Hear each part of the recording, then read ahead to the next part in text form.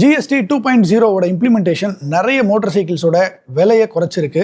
Royal என்ஃபீல்டில் பார்த்தீங்கன்னா 350cc கீழே இருக்கிற எல்லா மோட்டார் சைக்கிளுமே கணிசமாக ஒரு 10,000 20,000 வரையும் குறைஞ்சிருக்கு. ஆனால் 350cc மேலே இருக்கிறது அதிகமும் ஆயிருக்கு. இந்த வரிசையில் யமஹாலையும் பார்த்தீங்கன்னா R3 அப்புறம் MT-03 இந்த 2 மாடலுக்குமே பார்த்தீங்கன்னா 20,000 வரையும் விலை குறைஞ்சிருக்கு.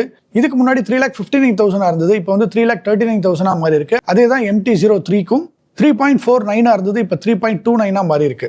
இந்த வரிசையில் பஜாஜ் பார்த்தீங்கன்னா அவங்களுடைய போர்ட்ஃபோலியோவில் 400cc மோட்டார் சைக்கிள்ஸ் தான் ரொம்ப அதிகமாக இருக்கு.